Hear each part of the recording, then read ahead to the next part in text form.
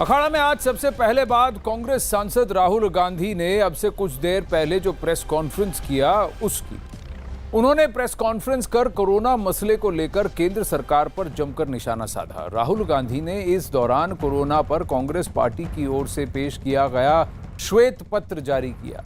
राहुल गांधी ने श्वेत पत्र के जरिए सरकार को कुछ सुझाव भी दिए। साथ ही राहुल गांधी ने कहा कि वैज्ञानिकों ने कोरोना की दूसरी लहर को लेकर चेताया था, लेकिन सरकार ने कोई एक्शन नहीं लिया था। साथ ही राहुल ने पीड़ित परिवारों के कोरोना मुआवजा फंड बनाने की मांग भी की।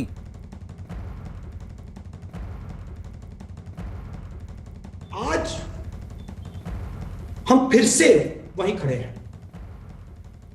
पूरा देश जानता है कि थर्ड वेव आने जा रही है। वायरस म्यूटेट कर रहा है और थर्ड वेव आएगी। और इसीलिए हम एक बार फिर कह रहे हैं कि सरकार को थर्ड वेव के लिए पूरी तैयारी करनी चाहिए। जो रिक्वायरमेंट्स हैं, हॉस्पिटल बेड्स की रिक्वायरमेंट्स हैं, इंफ्रास्ट्रक्चर की रिक्वायरमेंट्स है, ऑक्सीजन की रिक्वायरमेंट है, दवाइयों की रिक्वायरमेंट है, जो सेकंड वेव में नहीं की गई थी, उनको थर्ड वेव के लिए बिल्कुल करना चाहिए। अब वहीं राहुल गांधी ने केंद्र सरकार पर कोरोना से हुई मौत के आंकड़े छिपाने का आरोप लगाया। साथ ही पीएम पर निशाना साधते हुए कहा कि प्रधानमंत्री के आंसू कोरोना पीड़ित परिवारों के आंसू नहीं मिटा सकते। प्राइम मिनिस्टर के आंसू उन परिवारों के आंसू को नहीं मिटा पाएंगे। वो सब परिवार जानते हैं कि जो मेरे परिवार का व्यक्ति, मेरे माता, मेरे पिता, मेरे भाई, मेरी बहन, जब वो मरे, वहां प्रधानमंत्री नहीं थे।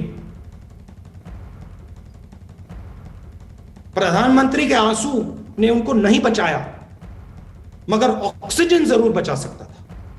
और प्रधानमंत्री ने इस बात को सीरियसली नहीं लिया। अमिताभ सिन्हा हमारे साथ जुड़ रहे हैं। अमिताभ जी, एक बात बताइए, राहुल गांधी किससे बात कर रहे थे? प्रधानमंत्री के जरिए क्या कैप्टन अमरिंदर सिंह, भूपेश बाघेल और उद्धव ठाकरे को कह रहे थे जहां जहां कांग्रेस की सरकारें हैं मृत्यु दर सबसे ज्यादा वहां पर क्यों है? हमारी तैयारी थर्ड वेव के लिए होनी चाहिए। क्या वो उनसे पूछ रहे थे?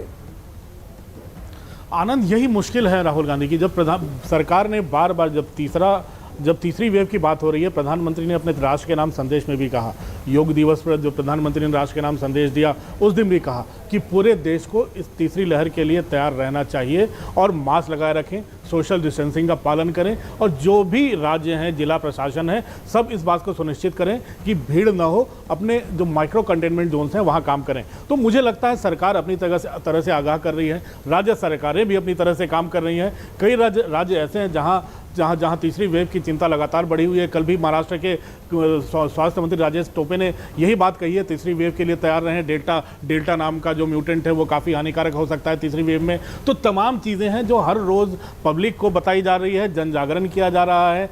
वैक्सीनेशन की जो प्रक्रिया है आनंद, पूरे देश में कल जो चालू हुई है 80 लाख। नहीं, पर अमिताभ एक बात बताइए कि राहुल गांधी जो हैं, क्या वो ये जानते हैं, क्या मानती है कांग्रेस पार्टी और क्या मानते हैं वो? केरल के वायनाड से सांसद हैं, तो क्या हेल्थ केरल का स्टेट सब्जेक्ट है या सेंट्रल सब्जेक्ट? तो हिदायत उन्हें किसे देनी चाहिए? अशोक गहलोत से वो पूछ रहे हैं वैक्सीन के वेस्टेज के बारे में? क्या वो ये कह रहे हैं कि क्या इन राज्य सरकारों ने कोविड के लिए तैयारी की?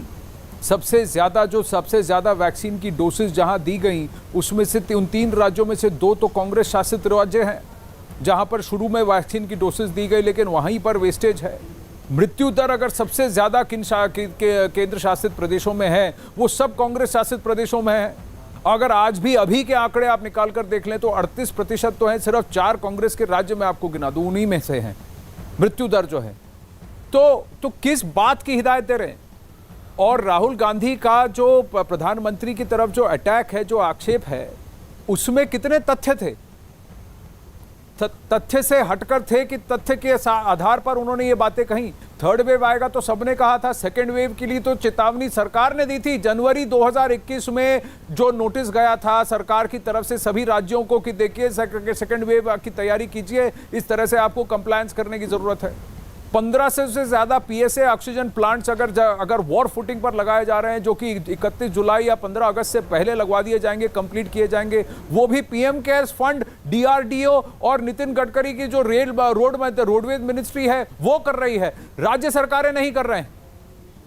यही तो मुश्किल है, मुझे लगता है। संबित पात्रा